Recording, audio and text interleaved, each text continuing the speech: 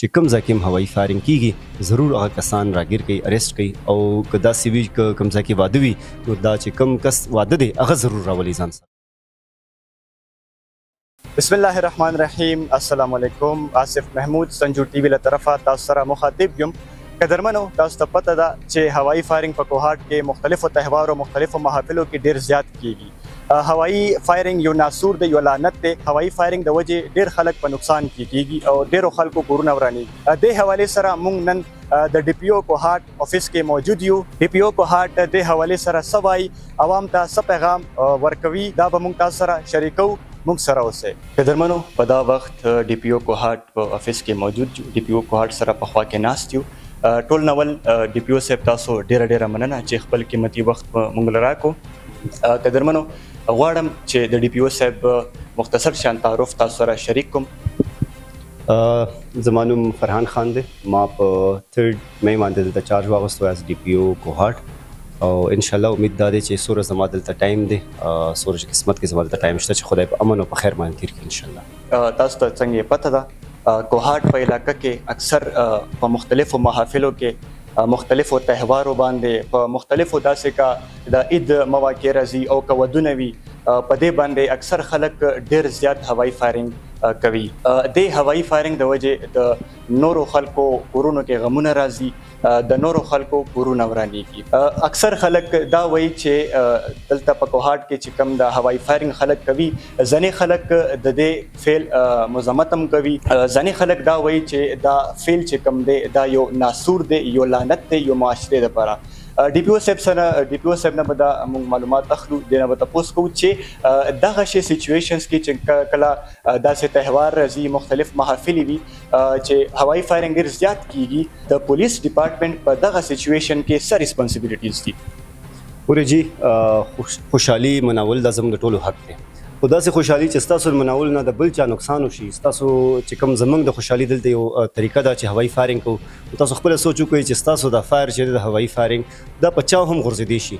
دا ګرمي ده، تاسو ته پته ده ډېر خلک چې دی د غربت په وجه ډېر خلک چې دی هغه د کورونو نه بهر پاتې کېږي او کیدای شي چې ستاسو د هوایي فایر چې دی دا د هغوی په سر باندې ولګي. دا هم کیدای شي چې د هغوی کوم ځناور ساتلي په هغې ولګي یا یو بل بېګناه سړي باندې یا په خدای په یو مخلوق باندې دا لګېدی شي. نو به څنګه خوشحالي وي چې تاسو د بل ته پکې غم جوړوئ. بل چې کوم تاسو خبره وکړه په دې کې زموږ لاس ډسټرکټ دی او دا ټولو ایس ایچ اوس ته وینا شوې ده چې کوم خلک په فایرنګ کې هوایي فایرنګ انوالو دي بالکل په پرچه ورکوي، بالکل یې اریسټ کوي او ضروري که داسې څه وي که تاسو خلکو سره هم انفارمیشن یې موږ په خپل فیسبوک باندې د ستاسو د شکایاتو نمبر هم شیر کړی دی، زما د افیس نمبر پکې هم شیر دی.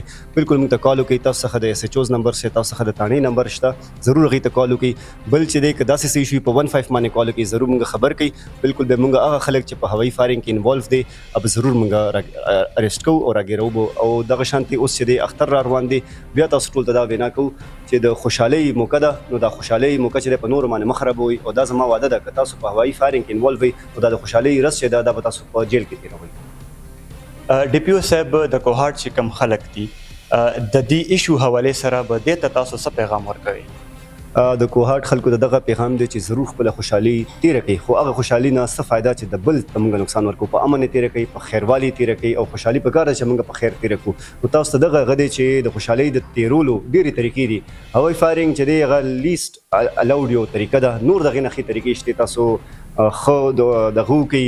څنګه هم طریقه وي خو هوایي فایرنګ پکې الاوډ نه دی. بیا به د کوهاټ خلکو ته وایم چې په ځان باندې د خوشحالۍ د موقع مه خرابوئ، ځکه چې موږ په دې کې تاسو خلاف اکشن اخلو، موږ به ریډ هم تاسو باندې کوو او چې کوم کسان دې کې انوالو دي هغې خلاف به اف آی آر هم کوو. ډي پی او صاحب که موږ وګورو د کوهاټ پولیس طرف ته که موږ متوجه شو دې کې څه شک نشته. نو ډاوټ کوهاټ پولیس ډېرې قربانیانې دي، ډېر خدمات دي. د کوهاټ پولیس لپاره دغسې سچویشنز چې کله راځي هغه دپاره تاسو څه پیغام دی؟ د کوهاټ پولیس تمام ایس ایچ اوز ته، تمام ډي پی اوز ډي ایس پیز ته دا وینا شوې ده چې کوم ځای کې هم هوایي فایرنګ کیږي ضرور هغه کسان راګیر کوي، اریسټ کوي او که داسې وي که کوم ځای کې واده وي نو دا چې کوم کس واده دی هغه ضرور راولي ځان سره، ځکه چې دا خو ډېر زیاتې دي چې تاسو خپله خوشحالي مناوئ او بیا نور خلکو ته نقصان کوي. نو دا هغوی ته پلینلی میلاو شوي دي دا انسټرکشنز او یو ځل به ورته بیا میلاو شي انشاءالله. او زما امید دی چې ستاسو د دې انټرویو په هغه باندې به ډېر خلکو ته پته مولګي چې دا کار غلط دی، دا مه کوئ. ځکه چې بیا زه خلکو ته وایم چې صحیح د خپله خوشحالي تیره کوي خو خپله خوشحالي نه بل د غم مه جوړوئ. مننه.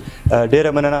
قدرمنو د ډي پی او صاحب خبرې موږ تاسو سره شریکې کې امید لرم چې دا پیغام به تاسو خوښ شوي تاسو تم د دیشي ډېر ښه علم دی چې هوایي فایرنګ د وجې په نورو کورونو کې غمونه راځي د ستاسو یا 2 منټو خوشحالۍ د وجې نورو کورونه ورانېږي غواړم چې دا پیغام تاسو څومره ډېر شیر کولی شئ شیر کې ځکه موږ هم غواړو چې دا په معاشره کې یو اویرنس کریټ شي دا یو غلط فعل دی غواړو چې دا دلته چې کوم کوهاټ معاشره دی دا خلک اویر شي دا پیغام تاسو ټولو ته ورسوئ یو نوی پروګرام سره خپل کوربه آصف محمود او ورسره کیمرامین وقار بنگش ته ورکړي اجازت لوی الله په امان